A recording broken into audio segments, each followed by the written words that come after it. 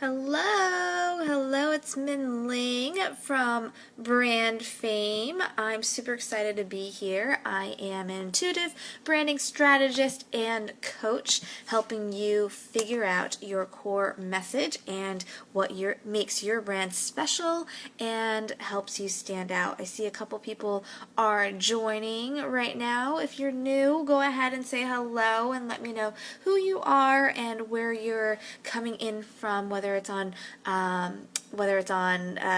Periscope or on Facebook Live, because I am on both. I'm just going to give it just a moment to let people join as well to join the party. Today we are going to be speaking about the 3 steps to really stand out in the market, and especially if it's a crowded market. So I'm going to walk you through how I've done it, how my clients are doing it, and give you some good juicy tips. So stay tuned. I'm going to be doing that in just a moment.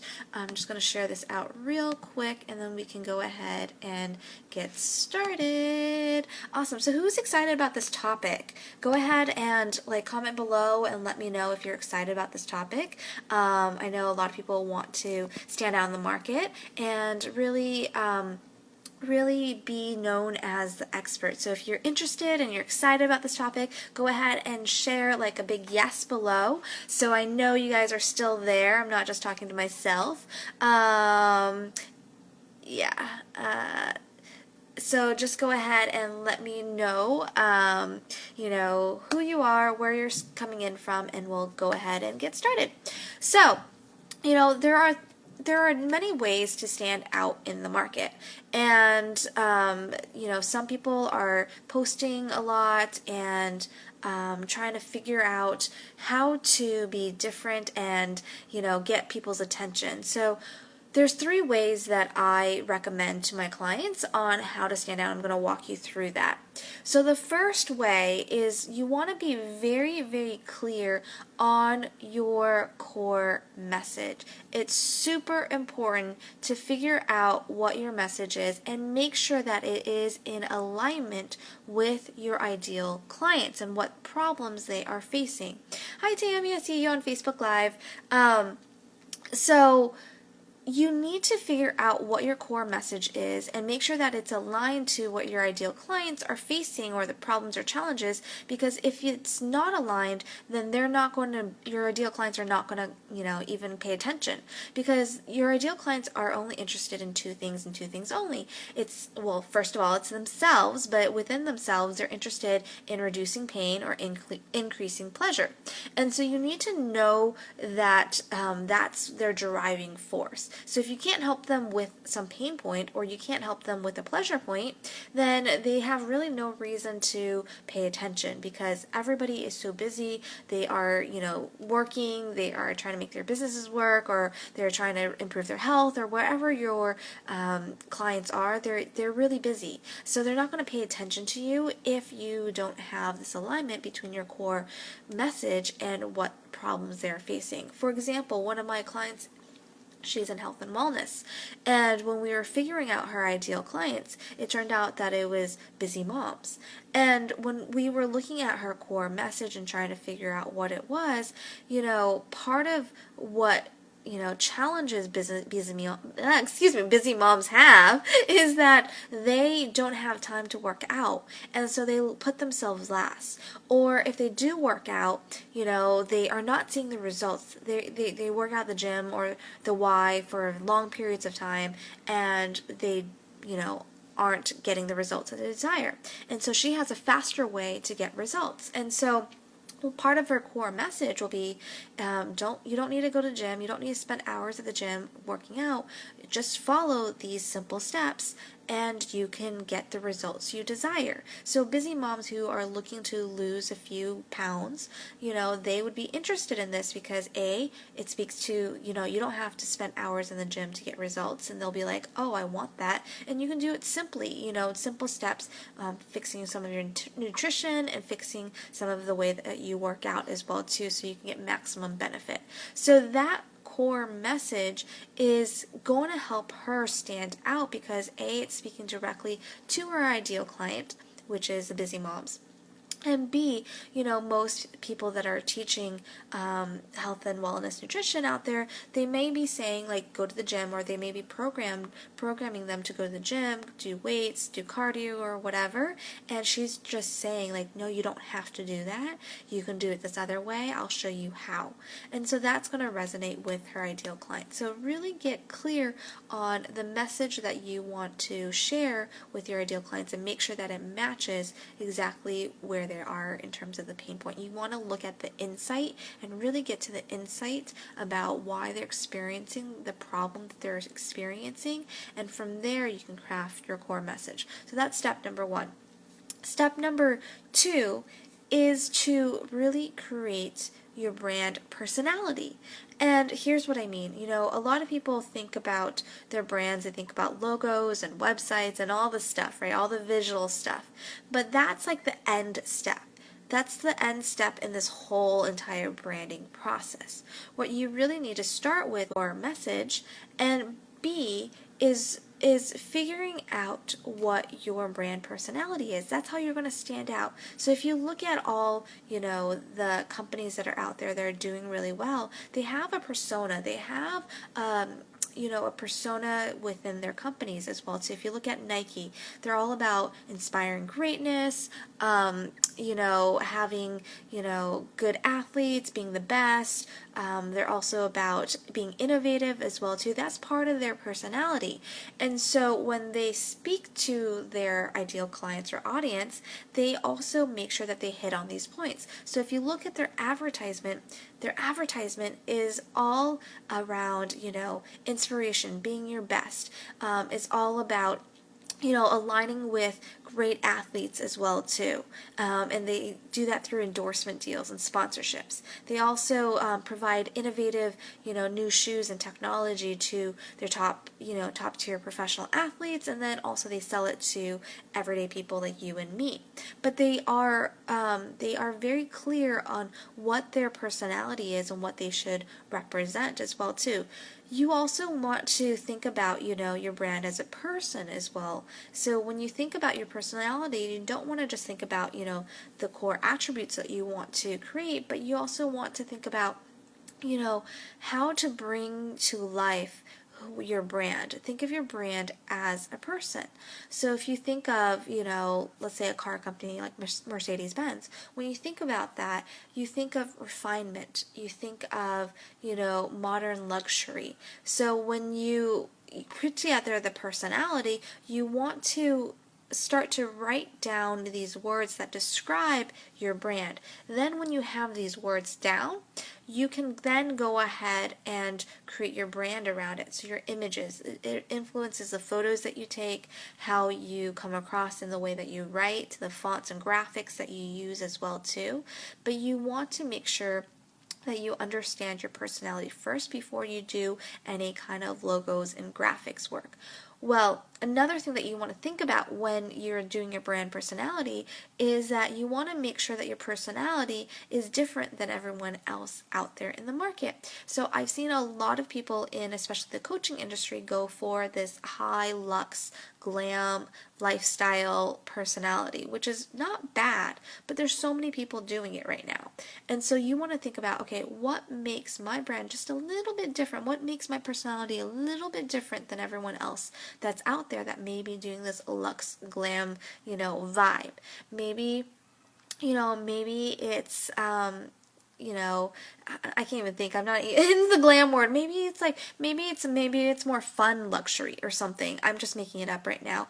Just think of like little nuances and twists that you can make so that you're not exactly like everyone else that's out there. You want to make sure that you look at your competitors and see where they're sitting, because if you don't do that, you're not going to be able to stand out. If you don't analyze where your competitors are, what their brand personality is, and think about how you can be different, then what's going to happen is you're going to be just like your competitors, and it's hard to stand out when you're just like competitors. So just think of like ways that you can be different with your personality so that you are not exactly the same as your competitors. Is this making sense? If it is making sense, go ahead and comment below either on Periscope or Facebook Live.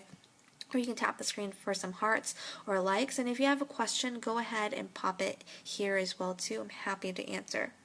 The third thing that you need to do in order to stand out is to be visible.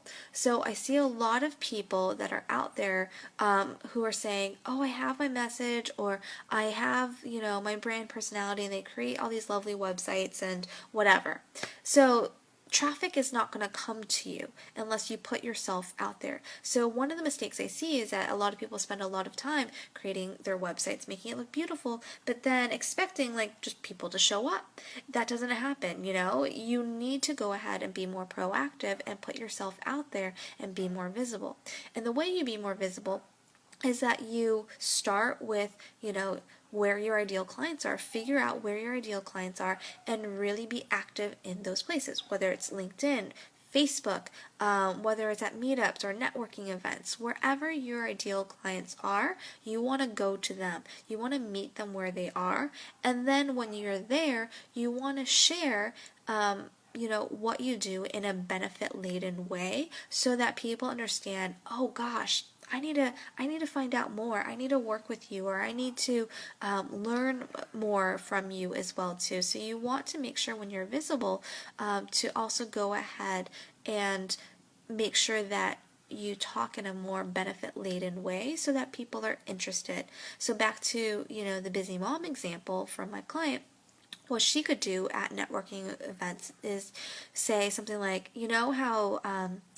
how you just go to the Y and you work out for a couple hours, but you don't get any results. Well, I help busy moms figure out how to maximize their workouts so they're spending less time working out and getting more results. So that's like a benefit-laden statement right there that she could use if she wanted to.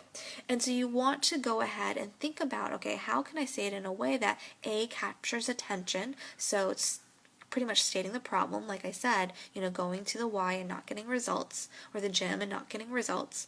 And then she states her solution. So I help, busy moms work out more efficiently so they don't have to spend hours in the gym and they can get better results. So that's the solution. So you want to think about that as you create these visibility statements, because again, people are looking at themselves. They only will, buy your products or services or sign up for your opt-in if it is something that helps them reduce a problem or increase pleasure. That's the two motivating drivers for somebody to take action or to buy a product or service. So you want to think in those terms when you go ahead and you are visible. And you want to be as visible as possible doing posts. Even if if you're on Facebook doing posts or doing scopes, even if nobody shows up, even if you're not getting a lot of interaction, it's consistency in the action that will help propel you forward. You want to make sure that you're also taking consistent action. If you're not getting the results that you want in terms of clients, you want to go back and look at if your core message is the right core message, because sometimes you would think that you have a message and that people would want it, but it doesn't solve a problem, or it doesn't help them increase some kind of pleasure point, right? So you want to go back and refine your message as well to make sure that when people, come on and they hear your message, they're like, oh my gosh, that is me. That's exactly what I need. You want to elicit this kind of emotion with your ideal clients with your core message. So you want to make sure you go ahead and do them. That's how you're able to stand out, because if somebody can resonate with you and they're like, oh my gosh, that's exactly what I'm looking for, that's exactly what they need, they're going to go ahead and click. They're going to go ahead and want more. So let me know if this is making sense so far. I'll recap. Again, the 3 steps. We're pretty much at the end of the scope and the end of the Facebook Live. So pop any questions below as well too. I'm happy to answer. So again, the 3 steps are really getting and honing down to your core message. What that is, and making sure that's in alignment with your ideal clients. Because if it's not in alignment and they don't see value in it, then it's not a message that's going to help you sell anything. The second thing is to really figure out your brand personality and making sure that your personality is different than everyone else's in the market. So again, you don't want to be, like everybody else's personality. You want to see where your personality is a little different than everyone else's out there so that you can stand out. If you are like everybody else's personality, I just use this as an example because it's easiest. If somebody, all the coaches that are doing luxury and freedom and all that stuff, that's not new and that's not different.